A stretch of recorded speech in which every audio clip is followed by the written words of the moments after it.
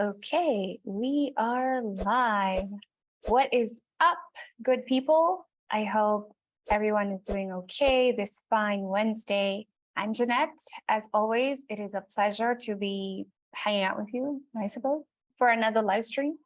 And I think you're really going to enjoy today's topic because this is something that is more like a sharing of the journey that we actually take our clients through. So this is really like our insider stuff and how we think through things.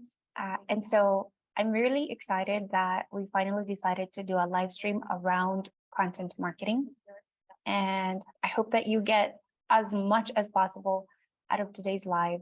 At the very least, get ready to take as many notes as you can, and then go and implement this with your team or even by yourself if you run the marketing show for your biz. This is very, very specific and tailored to people in finance. So if you happen to, in any way, shape, or form, help people move their money, protect their money, if you give people access to money so they can solve their problems, if you give people advice around money, I think you're going to enjoy today's live, which has to be short and sweet because of time constraints. But nevertheless, it is going to be just as impactful as the other lives that we've done before. If you are on Zoom, hello. I'm so grateful that you joined in again. I cannot wait to see the questions that you have. I know today is probably going to be super heavy in terms of trying to understand how you can apply this specifically to your firm or to your practice. And I'm more than happy to show you how to take the ideas that I'm going to cover on the first half of this and apply them to your specific case. So let's jump in. Are you ready? Once again, today's topic is building a lead gen machine through content marketing, something that is going to be sustainable, that is going to start generating leads for you on autopilot, that will actually start driving predictable revenue to your business moving forward. Because the thing with content marketing is that it is very much a farming game. It's not likely that you're going to see results in the first 30 days, but in the next 30 months, in the next 3, 5, 10 years, this is going to be one of the best investments that you could have possibly done for your business in 2023. I was asked to speak around content marketing and how to actually turn it into a lead gen machine, because I think a lot of us have misinformation or maybe even a lot of overwhelm and confusion around what content marketing is and how it is best suited to serve your business, especially if you're in the finance space. The thing with content marketing is that if you're used to getting referrals, if you're used to doing outbound cold calling as a way of attracting your new customers, then content marketing is going to require a shift in perspective. And we'll talk about that a little bit more later, because you don't want to approach it exactly the way you've been approaching your referral system, assuming you have one, or even how you've been approaching your outbound and your outreach activities. There is a fundamental shift that you're going to have to make in order for content to work for you. But here's the thing, it is just as effective, it is just as profitable as all the other activities that you've been doing. And I know, especially in the finance space, we have to come face to face with the big obstacle that we face when we are looking to bring in new clients, and that is trust. In finance, when we are dealing with money, emotions are inevitable. And yes, I know as humans, we are emotional creatures, but here's the thing, when it comes to money, money is a sensitive topic everywhere in the world. I just happen to love money and to talk about money and to figure out ways of making money. So for me, I suppose money doesn't have the kind of connotation or negative sting that it has for a lot of people. But we have to consider that majority of the population who are going to be your clients will not be comfortable with the topic of money, whether they're receiving it from you or even handing you their money or receiving guidance from you on how to best steward their money. So because of that, we need to recognize that when we're in the business of finance, we're always walking on very disturbed waters. We need to approach it with a lot of sensitivity because money is a very vulnerable topic. And so building rapport and building trust with the person that you want to engage in business with is probably one of the biggest obstacles that you face. And how we establish that trust at the beginning really does matter because it helps us determine how short that sales cycle is going to be. If you want to shorten your sales cycle, if you've been having a really hard time selling your services, or if you're selling your services, but it's just taking too long, then it's likely that there is a trust issue. People just don't buy into what you are selling them, the concepts, the ideas, the solutions, as quickly as you would like. And one of the reasons why content marketing is such a great solution for the finance industry, at least this is my conviction, is because content marketing can really help do most of the legwork for you when it comes to building trust, to establishing rapport and connection, to positioning you as a trusted guide, as an advisor, as someone who cares about the best interest of your client. And you can do all of that without having to expend any more time or energy than you're currently doing. And this is kind of like, I would say, the big sell that I have for you to try and get you to see the value of content marketing is that it's not just that it's a trend or that it's a nice to have, it's that this is probably what your business has been missing up until this point. Because even if you mostly get your clients from referrals, or if you mostly get your clients from direct cold reach, like outbound calls, or you do paid ads or whatever you do, integrating content marketing into that ecosystem, into the process that you have is probably, just by making that one change, is probably going to double, if not quadruple, the kind of results that you have been seeing so far. I'm really excited. I hope you are.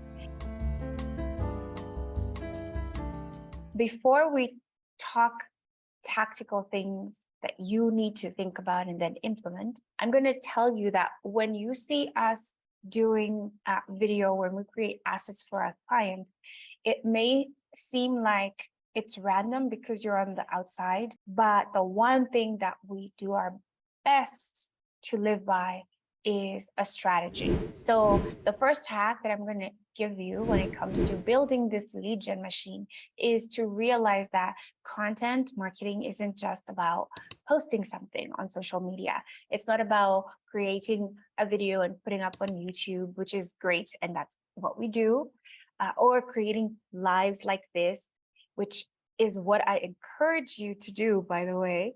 These simple videos like what you are experiencing now are incredible assets for you to start layering into whatever process or ecosystem you build for moving your client from prospect to being a first-time client.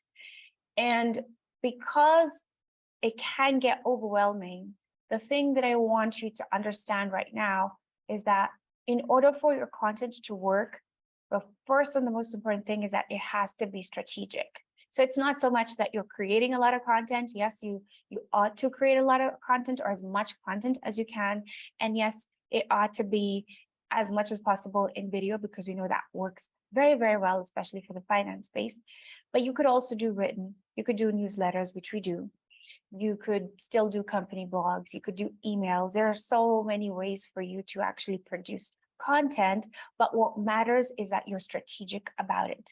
So how you want to think about this is you want to first start by placing your client, that ideal target audience, as the centerpiece of this. So you want to brainstorm, you want to do research, you want to interview, that small group of people that are either already existing clients or are clients that you would like to have. And you want to really understand them.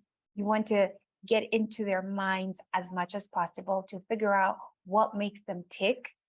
Because out of understanding their needs, their fears, their desires, their passions, their wants around the topic of money, it becomes easy for you to then create assets that are very specific to that particular persona, or as marketers call avatar, to that particular buyer persona that you want to have. And then that content can expand to fit all the different touch points throughout the journey that the person goes through when they're moving from I have a problem to I'm now living in my happily ever after.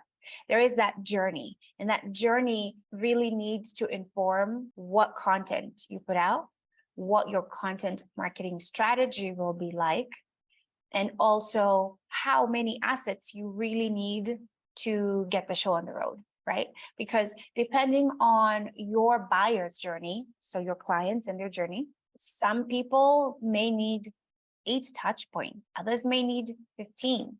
Just depends on the nature of your service and what you sell. And so because we understand that every business is unique in a sense, because what you offer, your personality, your values, the way you approach your clients, how long it takes you before you make that ask differs from firm to firm, business to business, then it makes sense that your lead gen machine, your content marketing lead gen machine needs to be tailored to that ideal journey that you want your clients to experience. So once you put them as the centerpiece and you invest time, creativity, your team efforts, your energy, some resources to understand really who that targeted persona is, then you want to think about your business. So you want to flip it back to you just for a bit, and you want to think about what is the overall objective that I want to accomplish here. Is it that I'm looking to build a community? Is it that I'm looking to build my own brand, increase my influence online? Is it that I want to drive more sales, more revenue to my firm? The idea that you could do content marketing without thinking about the overall business objective, to me, is like a half-baked cake. And I have a sweet tooth, but I am not going to eat a cake that isn't fully baked. It's very, very important that you actually take the time to, once you've decided, oh, this is my target audience, then the other thing is to align the assets that you now recognize this target audience needs with the overall objectives of your business. So that way, we are guaranteed that we will have metrics, right? That we will have milestones, that we will have pointers that help us determine whether or not this content is working, whether or not we're moving in the right direction, whether or not it is worth the investment. Content marketing may be a long-term gain, yes, but it is a strategic long-term gain, and there are signposts at every milestone that help you recognize that things are going in the right order. If you think about a farmer, when a farmer plants seeds, they really don't have control over a lot of things, right? They do their best to nurture the seed, but they have to play the long game of waiting until that seed actually grows and harvest time comes. And a lot of it is not in their control. But I will tell you that every farmer, I may not be a farmer, I'm very interested in understanding agriculture, but I'm very, very certain that every farmer has signs and signals between the time they plant that seed to the moment it's harvest time that helps them really recognize that they're moving in the right direction, that the harvest season will come, that the seeds are healthy and that they're doing well.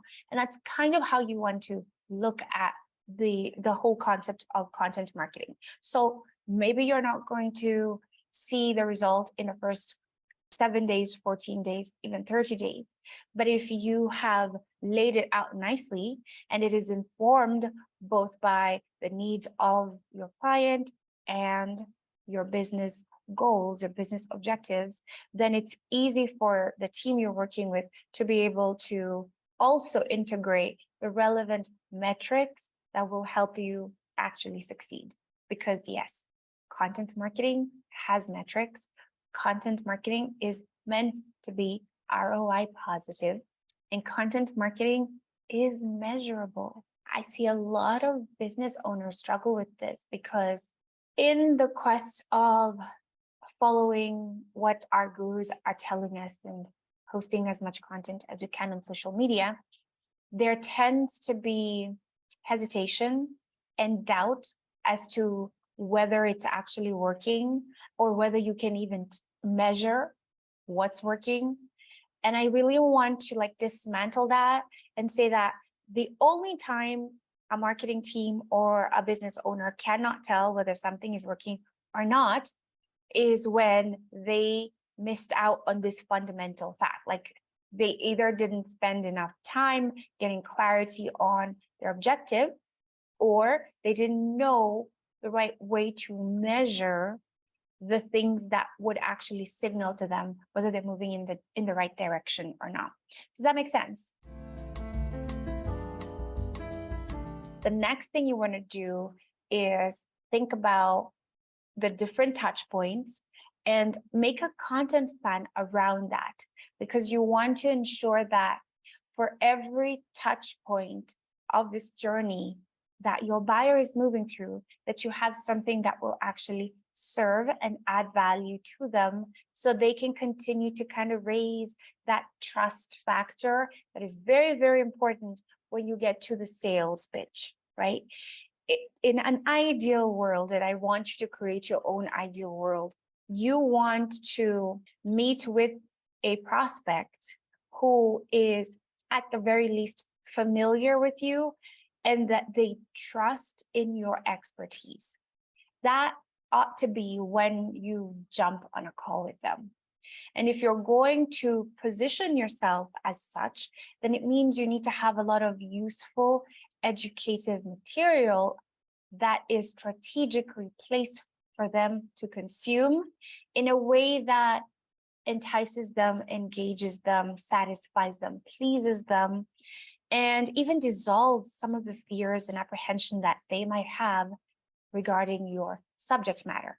And now that leads me to something else that I really want you to pay attention to here is along that journey, you want to make sure you have your lead magnet, preferably right at the beginning stages where the lead magnet isn't, and don't make this mistake, the lead magnet isn't a gated property that they now have to make that risk on, like they have to give you something in order for them to receive something. This is a problem that I am still having to work around, especially when we bring on a new account. We have a new client who comes with, their idea of content marketing, especially a lead magnet, and they have all these preconceived, outdated rules on what a lead magnet is meant to do for them. So let me just clarify it here, at least if you're my kind of people. Here's how I want us to look at lead magnets. Lead magnets are the thing we offer that is very, very low risk to that ideal target prospect and very, very high value to them. So in other words, it is our way of saying, I know you don't know me yet. I know you don't trust me yet. I want you to have this that I know is valuable to you because it's going to help solve a specific problem. And you may have it at no risk whatsoever on your end because I'm willing to foot the bill on this one.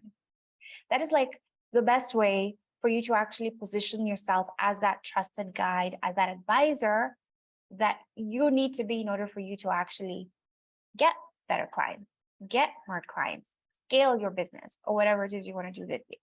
So your lead magnet is really not a way for you to just collect a bunch of emails. If you're still there, I feel like you're falling behind and maybe you are reading outdated information. Because as you know, it's really not your fault. It's not even the fault of our gurus who used to really say that lead magnets are meant for list building. List building happens. Lead magnets are their own thing. And it is good to build your list, but you want to build your list tastefully. And especially in the finance space, we don't just want everyone. We want to make sure that we're getting the people who are most ideal for the service that we offer, which means that it is worthwhile for us to actually offer a lead magnet that is not gated, right? So they don't have to even get into our ecosystem, if you will, like give us your name and email address, but they do get into our ecosystem because we start to influence them. And in my books, it is a much better deal when we make that first step and we take that first risk, because our intention, because we're service providers, ought to be to establish ourselves in the mind of our prospect as someone they can trust. To me, trust is way more valuable than just getting as many people on my list, right? So I want to be clear. I'm not saying that you shouldn't be list building, but this is not the point of this. The point of this is a lead gen machine, and how you lead gen actually requires you to first give something that comes at a cost to you, give something that solves a specific problem that causes the other person to recognize that you've just done something for them and you didn't have to. And when you can be the one who makes that first move, then by default, you will get that person into your ecosystem and they will just be a much higher quality lead than if you had tried to get it at the beginning. So I'm going to digress here for a little bit, tell you a quick story, and then I'm going to give you the actual tactical way you want to think about building this lead gen machine for you. The story is just because I love stories and I'm always coming up with wacko stories. So if you like this one and it doesn't like throw you on a loop or repel you, you and I should definitely be connected, especially if you're in LinkedIn and we're not yet. So the way I look at this, I know my peeps on Zoom, you know this already, is I want to approach it as though it's a dating experience, because in my opinion, content marketing is totally a dating experience. And how I want it to be is my lead magnet is basically when the guy takes the girl out for dinner. Y'all know what I'm talking about? If you're really interested, you invite the lady out for dinner, or the guy, depending on your preference, but you invite this person that you want to be in a long-term relationship with for dinner, and you take them to the best restaurant you could possibly think of and afford.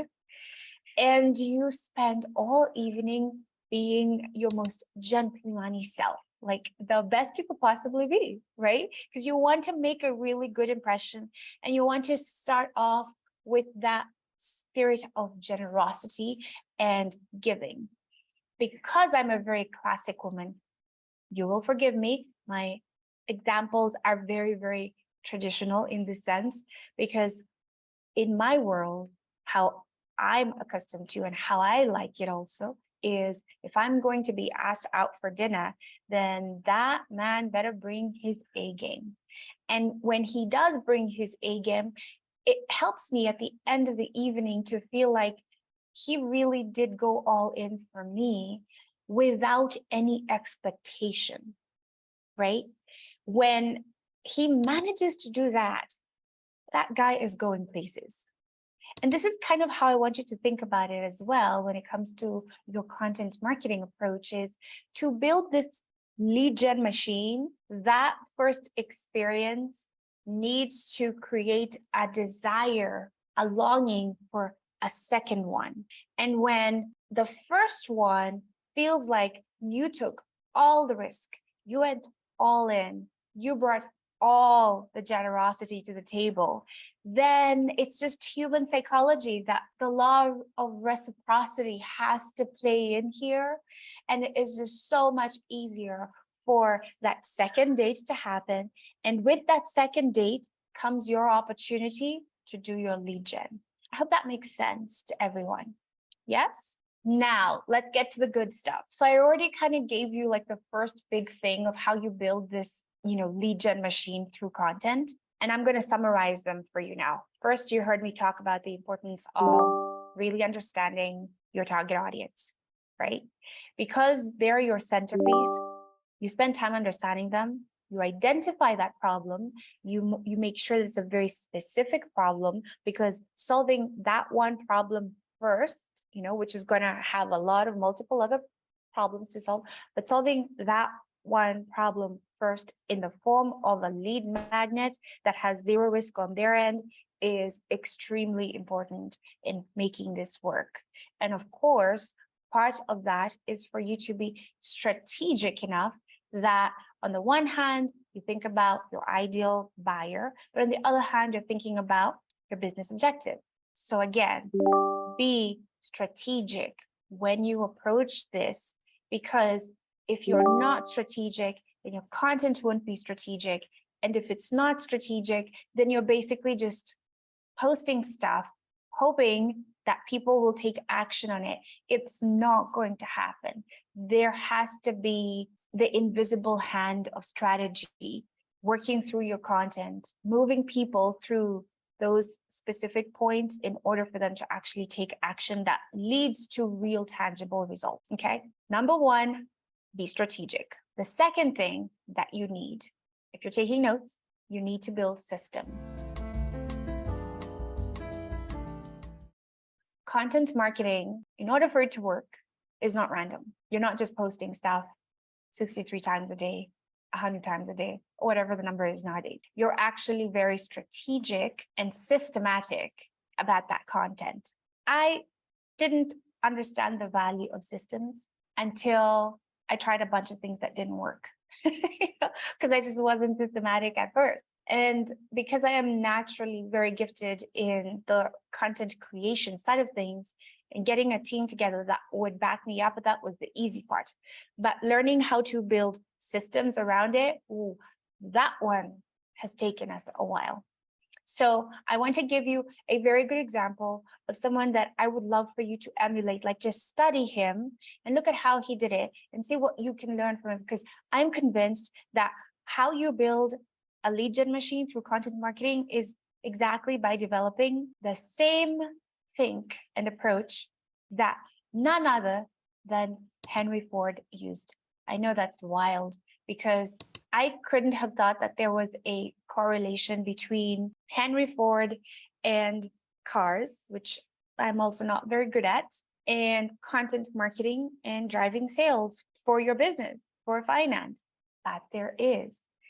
Henry Ford, to me, is just masterful, because he was able to not just, obviously, I'm sure for all the car lovers out there, you would educate me on this, but he obviously created the engine that makes everything else possible today.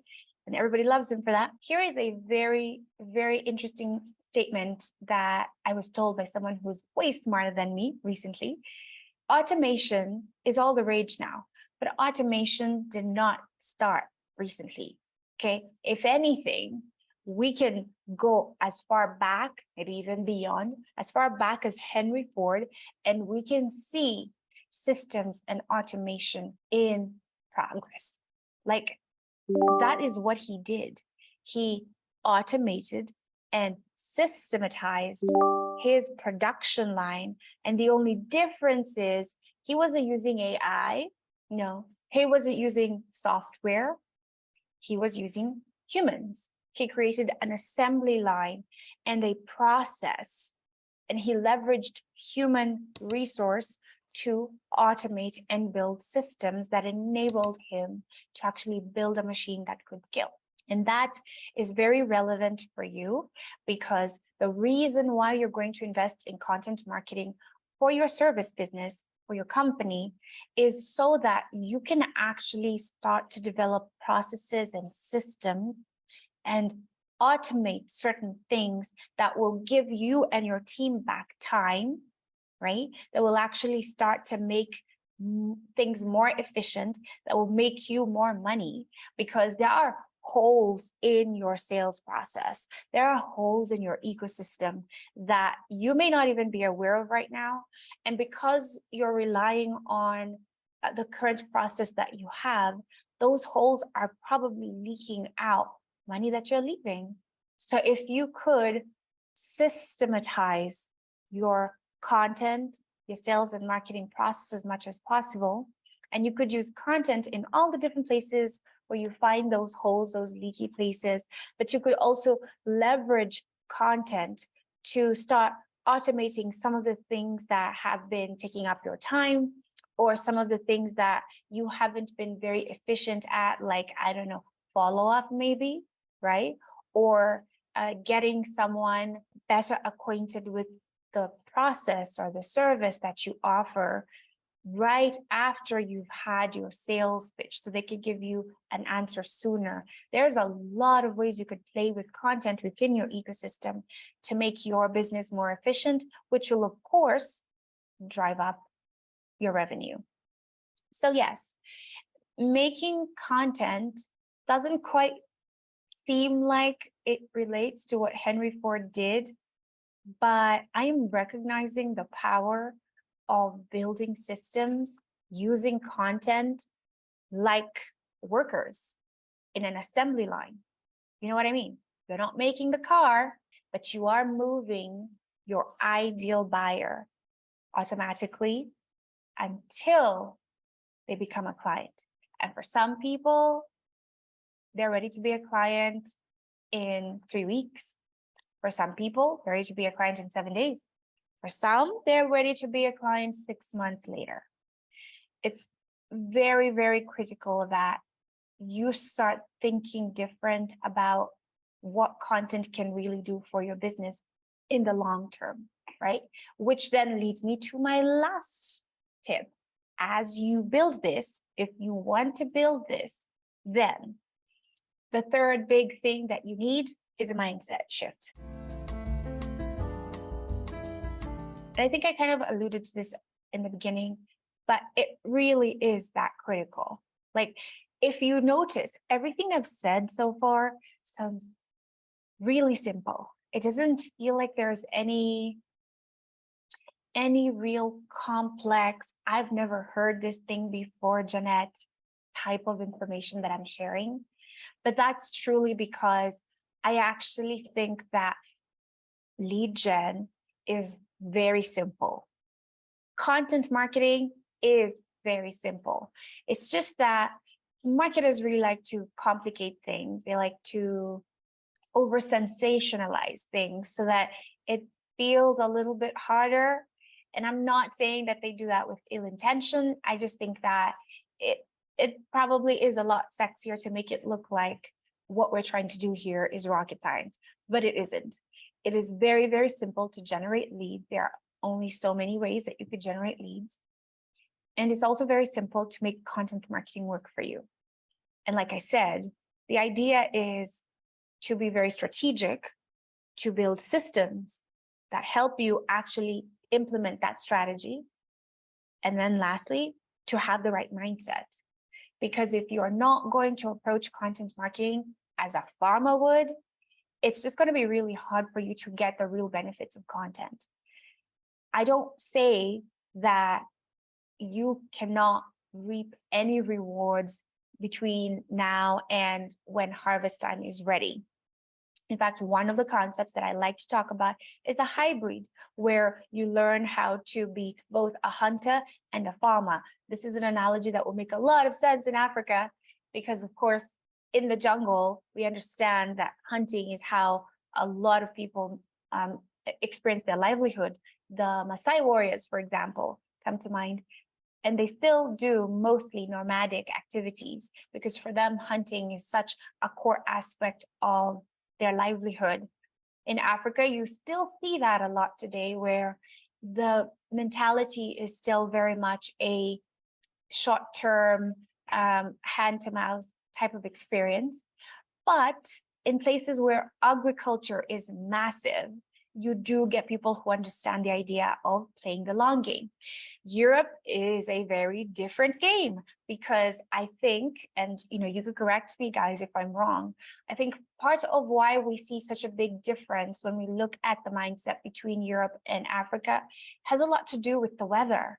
If you think about it, most of Europe is cold and very unproductive in terms of like producing fruits and vegetables for at least half of the year, right? So when you live in an environment that is that hostile, it forces you to have to play a longer game, because then you have to think and plan, right? And make sure that you can survive winter. And because of that, we see very different mindsets between Europe and Africa. And I say this just because of how much I have been influenced by both cultures. It's easier for me to then be able to tell the one who wants to operate more with that shorter runway because you have to pay bills, because that it is possible to hunt even while you farm. But the thing that I'm going to say here is, if you want a sustainable business, hunting only is not going to help you build that kind of generational wealth that I am hoping for each and every one of us. The idea here, in a nutshell, is you can build a lead gen machine that is going to run on autopilot, that will generate for you higher quality leads, that will likely cost your ad spend by half just through using content marketing. And one of the biggest reasons why in finance content marketing is critical is because the biggest battle we have is not our competitors. It's the fact that we need that person to trust us before they will be willing to do business with us, because money is a very, very hot topic on our planet. And so when we follow just three big things: one, we be more strategic with our content, with our approach. Two, we build systems, we create a process, an assembly line that helps us to create a system and automate a lot of the work that we're doing. And three, we hold the right mindset so that we can put into place the right metrics, the right measurements, the right timeframes. Then you have something that is going to serve you, that you can scale at will, that you can predict with certainty, will help your service business grow no matter what's going on. Because it doesn't really matter what happens in the economy, how many fluctuations we have, how much inflation we have, what social media says. The idea here of building a sustainable business is about learning how to connect with our ideal target audience in a way that in every season, and there will be many seasons, winter is always going to come, that group of people is still willing to do business with us. Like, that's how we stay in business. When I look at a lot of the Italian businesses, a lot of which have been there since the 1800s, before all the wars, I'm very fascinated about the fact that it's not because they had the most brilliant idea. It's not even because they had the best management. It truly is because the culture supports long-term thinking, and it fosters this idea of establishing trust and building a strong reputation and maintaining consistency in what they do, so that the people continue to want to do business with that brand no matter what's happening, wars or no wars, right? That's why they've been around for hundreds of years now. I think that is the key lesson that I want us to take out of this. If you want your business to outlive you, if you want to be able to either sell it or pass it on as an asset to people you care about, then content marketing is probably going to be the best way for you to make sure that the list that you do build is of such high net worth that you can be able to call your business an asset. So this has been fun. I know y'all have questions. I'm more than happy to answer them. I hope you took something away from this. It's that simple. Go implement that. The rest are all details that come out of the content plan. And of course, like I said, that content plan can only be informed by the strategy itself. So don't get overwhelmed by the tactics or the equipment. Like, don't let that stuff get in the way of you doing and thinking through what really matters if you want to succeed with content marketing. Okay, ciao for now.